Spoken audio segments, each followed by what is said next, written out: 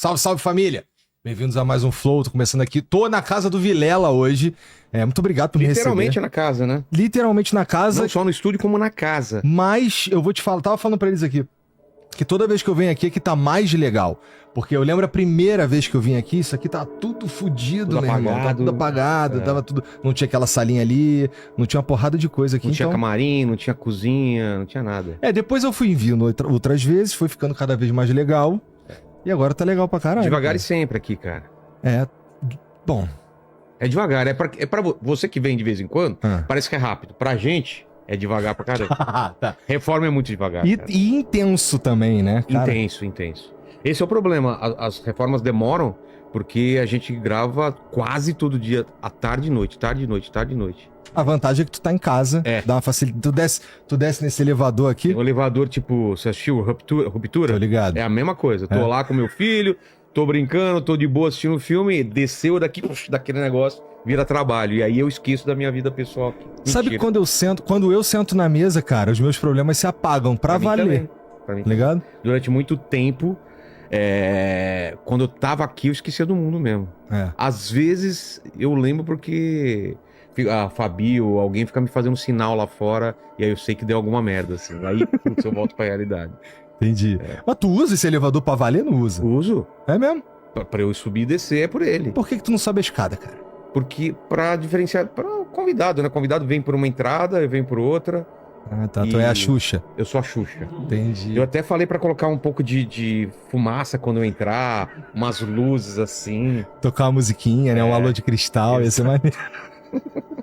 Contratar umas pessoas com nanismo, né? Porque não pode mais falar não agora. Né? Pois é, né, cara? Tem tudo isso agora. Bom, Mas, assim, e também tu conversa pra caralho aqui com os caras que tem a ver com religião, com...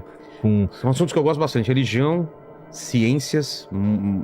Sou um cara E tu tá ficando cada vez mais crente ou cada vez menos crente? Porque, veja, religião e ciência são uns assuntos que, assim, a princípio, eles podem meio bater de frente um pouquinho. Pra mim convive tranquilamente igual. Sou totalmente cético em relação à ciência mesmo, em relação a estudar, ver qual que é a teoria, qual que é o modelo que está mais vigente, entender as paradas, buraco negro, energia escura e tudo, mas ao mesmo tempo eu tenho um caminho de fé totalmente meu. E eu trago gente de toda a religião, mesmo as que eu não acredito. Entendeu? Semana passada teve aqui uma maga, uma mina ocultista. Então, assim, tem muita gente que fica puto comigo. Pô, que cristão é esse? Você traz tudo. Mas eu sou interessado de verdade em todo tipo de religião. Não quer dizer que eu vá mudar a minha religião. Total. Mas eu não tenho aquela coisa de eu tô certo, você tá errado e dane-se, não quero nem te ouvir, né? É que se for assim, aí tu tinha que ter outra parada que não um podcast. Ou então um podcast assim... Não, mas eu sou assim na vida. Eu já era assim antes do podcast. Sentar com uma pessoa e falar, meu, por que você não é da cabala? Ah, cabala hermética e tem cabala judaica. Como que é cabala? Tem um amigo meu, Marcelo Deldébio, que é o cara que mais manja de cabala hermética. Ele me mandou o livro dele, eu estudei pra caramba pra escrever meu livro. Então, assim, eu tô sempre estudando budismo, agora eu tô estudando budismo. E assim eu vou. Não quer dizer que eu vou mudar de religião, mas eu acho interessante pra caramba essa tentativa do ser humano de dar respostas pro que não é material. Tu deve encontrar nesse caminho aí, olhando tudo isso daí, um monte de coisa que converge. Sim. Né? Isso aqui é o incrível. Quem não estuda ou quem não vai atrás, acha que a religião dele é muito diferente das outras. E não é, tem muita coisa parecida. Tem muito a ver também com a forma como o cara que tá professando aquela religião, ele se comporta e interpreta aquilo que tá ali. Então, tem a ver com a época que você tá vivendo também. Com a época? Tá. As interpretações das profecias, dos sinais, muda muito de... Faz sentido. Faz sentido. Tanto que agora tem todo esse alvoroço em cima desses sinais que podem estar batendo com que o Apocalipse disse lá atrás. Que sinal, por exemplo? Putz, esse conflito de Israel, o novo Papa, o surgimento de uma figura que está tentando pacificar, que seria o anticristo. Então, assim, tem várias coisas que no passado pareciam com outras pessoas, quando teve a ascensão do Hitler, ou teve o Nero, outras coisas, e agora... mas tem algumas coisas que precisam acontecer para a profecia dá certo mesmo. Então é assim, é um acordo de paz realmente duradouro lá entre os árabes e Israel. É a construção do terceiro templo, né? E algumas outras coisas aí que precisam... É uma sequência de eventos, assim. E vamos lá.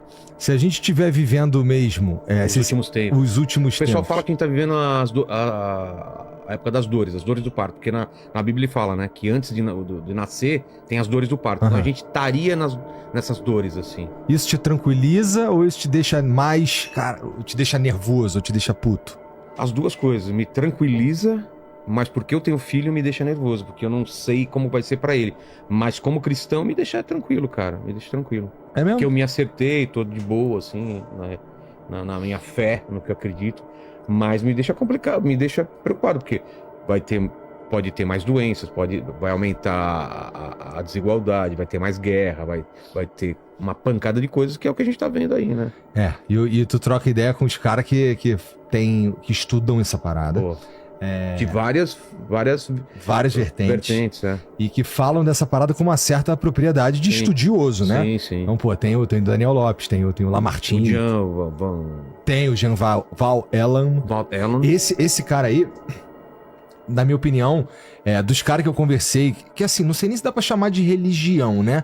Porque a pira dele é um pouco diferente. Não, ele faz uma amálgama de muita coisa, tanto que não tem uma religião assim que ele segue, é muito particular o entendimento dele. Assim. Eu perguntei pra ele quando ele foi lá, eu falei assim, cara, tu já considerou a possibilidade de tu ser só maluco? Você falou isso pra ele? E ele? Ele falou, cara, pior que sim, cara. Talvez eu seja só maluco, mas isso não invalida que o que eu escuto e o que eu sinto e as mensagens que eu acredito receber. Então assim, pode ser que eu seja maluco, mas tá aqui. Mas isso é pra minha vida também. Eu convivo com o fato de que eu posso estar totalmente errado. E tá tudo bem pra mim. De chegar perto do final da vida e falar, putz, cara, ou morrer e falar, era isso e eu tá errado. Não, se tu morrer e de repente tu acordou, então você provavelmente estava certo. Exato. Né? Se eu não acordei, eu nem vou saber que eu tava errado. Você vai saber. Então meio que é melhor mesmo acreditar em alguma parada. E assim, eu tenho trocado umas ideias e pensado muito, e cada vez tá mais difícil pra mim acreditar que é tudo mesmo aleatório, sabe? Então eu tô ficando cada vez mais crente. Tava falando outro dia, tava falando hoje aqui com o moleque, que eu tô ficando cada vez mais crente também, porque tem umas coisas que são, que parecem aleatórias, mas elas acontecem num momento tão certinho, especialmente quando a gente tá precisando. E porra, eu fico, nossa, cara, como é que pode um bagulho desse? Uma coincidência tão fechadinha como essa daí. Eu não tenho dúvida do mundo sobrenatural. Eu já tive várias experiências e várias provas de que existe alguma coisa além dessa matéria, que esse negócio que você sente e tem coisas que acontecem. Agora, se a minha explicação, a explicação do que eu sigo é a certa, eu não tenho a menor certeza. Porque uns vão chamar de alien, outro vai chamar de demônio, outro vai chamar de espírito, de gente morta. Mas que é algo... Mas que tem algo, tem, cara. Tem alguma coisa que toca na nossa realidade, que a ciência... também pode... Eu vejo a explicação da ciência e eu acho que é possível também, que são universos paralelos, universos que interagem com esses sem ser esse universo, um universo com mais dimensões, né? Mas de qualquer forma é outra coisa, transcendental, outra coisa, né? Exatamente, que pra gente parece uma coisa sobrenatural, assim como... É que eu li um livro no passado que chama Platolândia, cara. Era muito legal você ler esse livro. Que ele dá um exemplo pra você entender como os nossos sentidos não alcançam se a gente estiver contracenando com um ser de 4, 5, 6 dimensões. É a mesma coisa de um ser bidimensional. Imagina que é um ponto. Entendeu? Ele só tem altura e largura. Ele tá numa folha de papel que é o mundo dele. O mundo dele é plano. Não existe a profundidade para ele. Não existe. Ele não sente, ele não... Então o que acontece? Ele só vai para... Ele tem uma movimentação meio limitada. Entendeu? Agora imagina uma esfera, que é um objeto tridimensional, passando por essa folha. O que ele vai perceber? Ele vai perceber uma esfera passando ou ele vai perceber um círculo, aumenta... diminui e some. Pra ele assim, pô, apareceu um círculo, foi crescendo, diminuiu e desapareceu. Porque são as fatias, entendeu? Pra ele é uma coisa sobrenatural. Fala, cara, como que pode um ser que era um círculo aumentou, diminuiu e desapareceu? Mas na verdade ele só não consegue perceber que era um objeto tridimensional. Mesma coisa pra gente. O que a gente pode chamar de assombração, de ET, de demônio, simplesmente é um ser que desaparece aqui, ele se movimenta de um jeito que é em mais dimensões que a gente não consegue perceber isso daí.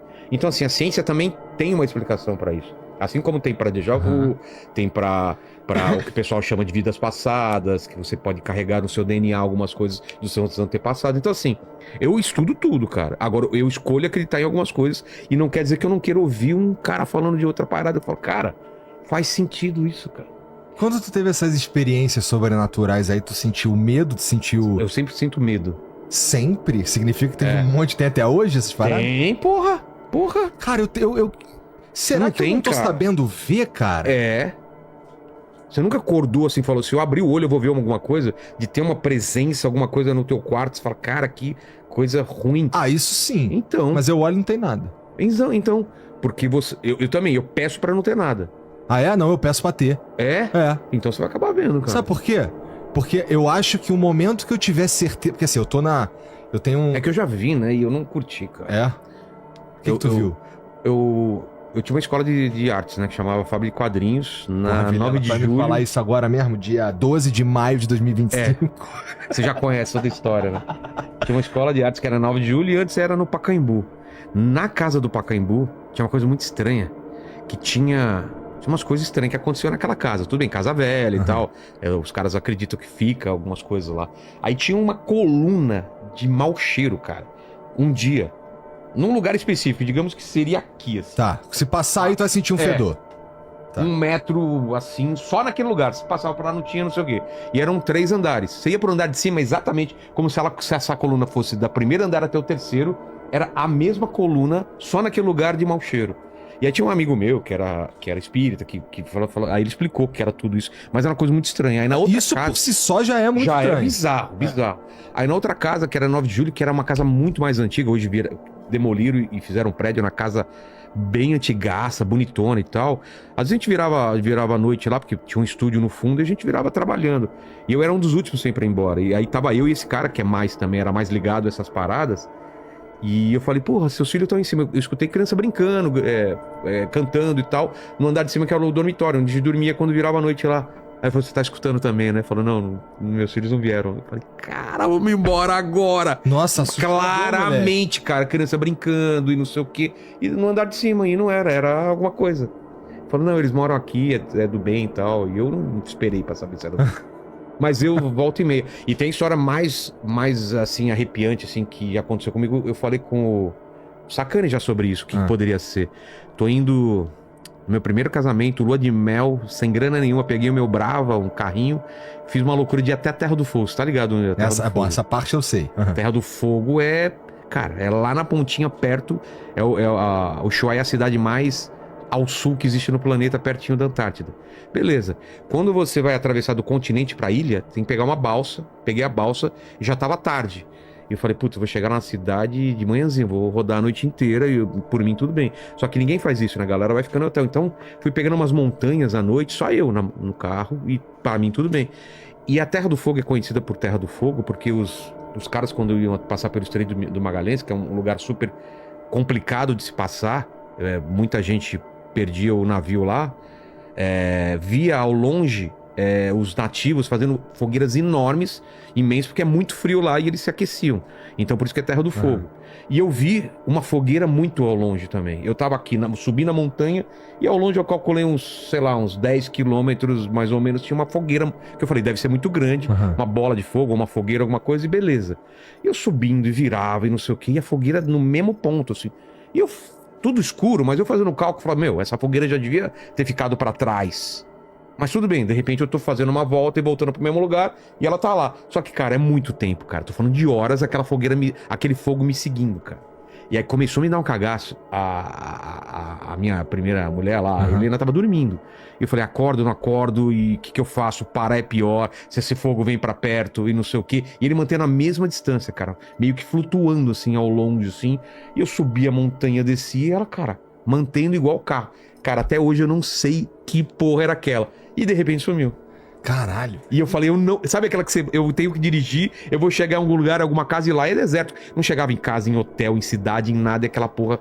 Então, assim, cara, tem vários avistamentos desse tipo, principalmente na mata, que o pessoal tem um nome... Eu escuto bastante que nas matas tem pra cacete, porque é natureza. O pessoal fala boitatá, e tem muitas explicações. Assim. Mas existe alguma coisa que pareça com uma esfera de fogo, que os caras os ufólogos vão falar que é uma coisa, os espíritas vão falar outra, e cada um tem uma explicação. Mas eu vi, cara.